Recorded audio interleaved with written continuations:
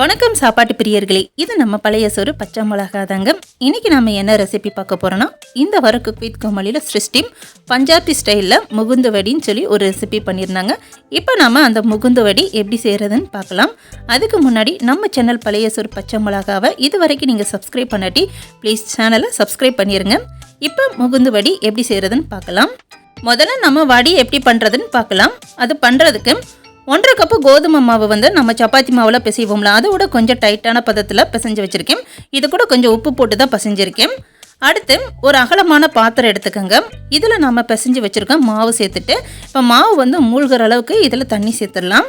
இந்த அளவுக்கு சப்பாத்தி மாவு மூழ்கிற அளவுக்கு தண்ணி சேர்த்த பிறகு இப்போ இந்த சப்பாத்தி மாவை இந்த தண்ணியில் இது போல் இந்த சப்பாத்தி மாவை நல்லா திருப்பி போட்டு நல்லா அலசி கழுவி எடுத்துக்கலாம். இது போல் கழுவும் போதுல அந்த சப்பாத்தி மாவில் இருக்க அந்த மாவெல்லாம் தனியாக அந்த தண்ணியில் பிரிஞ்சு வந்துடும். கடைசியில் அந்த சப்பாத்தி மாவில் இருக்கிற அந்த க்ளூட்டன் மட்டும்தான் நிற்கும்.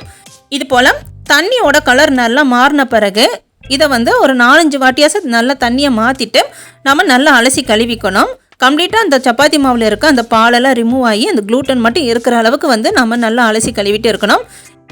இப்போ இந்த தண்ணியை நம்ம கீழே கொட்டிடலாம். கொட்டிட்டு இப்போ இதில் திரும்பவும் கொஞ்சம் நல்ல தண்ணி ஊற்றி இதை நல்லா நம்ம அலசி எடுத்துக்க போகிறோம். இது போலயே தண்ணி ஊற்றி ஒரு 4-5 வாட்டி நம்ம நல்லா அலசி கழுவிக்கலாம். அப்போ தான் இந்த வடி பண்ணுறதுக்கு நம்மளுக்கு கரெக்டாக வரும். இப்போ இது எல்லாத்தையும் நல்லா அலசி கழுவிட்டு நம்ம பார்க்கலாம். இப்போ நம்ம பிசைஞ்சு வச்ச அந்த கோதுமை மாவை 4-5 வாட்டி நல்லா கழுவி ரெடி பண்ணி எடுத்தாச்சு. இப்போ நம்ம கோதுமை மாவு பிசைஞ்சு கழுவும் போது அதில் வந்த பாலை நீங்கள் வேஸ்ட் பண்ணாதீங்க. இந்த பாலை வேஸ்ட் பண்ணாமல் இதை வச்சு நாம் சூப்பராக அல்வா பண்ணலாம். நம்ம சேனலில் இதுக்கு முன்னாடி கோதுமை மாவு வச்சு எப்படி அல்வா பண்ணணும்னு சொல்லி வீடியோ எதுவும் போட்டதில்ல. அதுக்கு பதிலாக ஜவ்வரிசி அல்வா, மரவள்ளி கிழங்கு வச்சு எப்படி அல்வா பண்ணணும்னு சொல்லி வீடியோஸில் போட்டிருக்கோம். அந்த வீடியோஸ்க்கான லிங்க் கீழே இருக்க டிஸ்கிரிப்ஷன் பாக்ஸில் கொடுத்துருக்கேன். நீங்கள் வேணும்னா செக் பண்ணி பார்த்துக்கங்க. அடுத்து நம்ம 1.5 கப்பு போல் கோதுமை மாவு சேர்த்தோம். 1.5 கப்பு கோதுமை மாவில் இருந்து நம்மளுக்கு இந்த அளவுக்கு தான் அந்த க்ளூட்டன் மட்டும் கிடச்சிருக்கு. இப்போ இது கூட கொஞ்சமாக உப்பு போட்டு நல்லா பிசைஞ்சு எடுத்துக்கலாம். நம்ம மாவு பிசையும் போதுல கொஞ்சம் உப்பு போட்டு தான் பிசைஞ்சோம். நம்ம தண்ணியில் அலசும் போதுலேயும் அதுலேருந்து உப்பு கொஞ்சம் போயிருக்கும். இப்போ டேஸ்ட்டுக்காக இன்னும் கொஞ்சமாக உப்பு சேர்த்துக்கலாம். உப்பு சேர்த்துட்டு இது எல்லாத்தையும் நல்லா பிசைஞ்சு விட்டுக்கலாம்.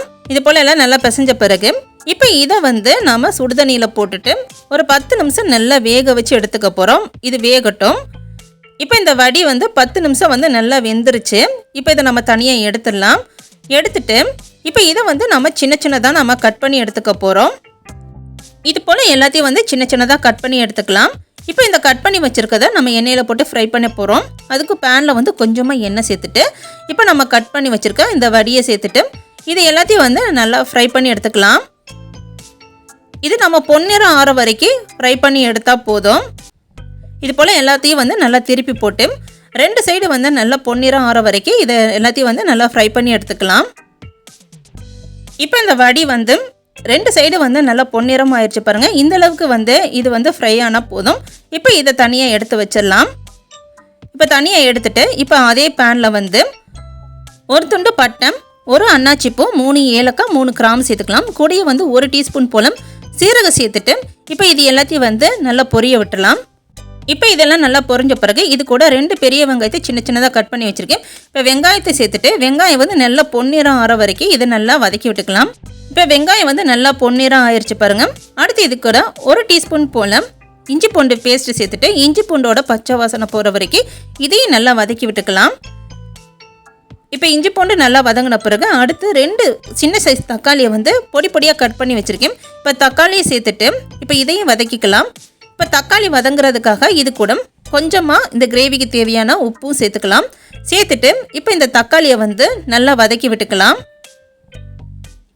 இப்போ தக்காளி இந்த அளவுக்கு நல்லா வதங்கின பிறகு இதில் காரத்துக்கு 1/2 டீஸ்பூன் தனி மிளகாத்தூள், 1/2 டீஸ்பூன் மல்லித்தூள், 1/4 டீஸ்பூன் கரம் மசாலா, 1/4 டீஸ்பூன் மஞ்சத்தூள் சேர்த்துட்டேன். இப்போ இது எல்லாத்தையும் நல்லா வதக்கி விட்டுக்கலாம்.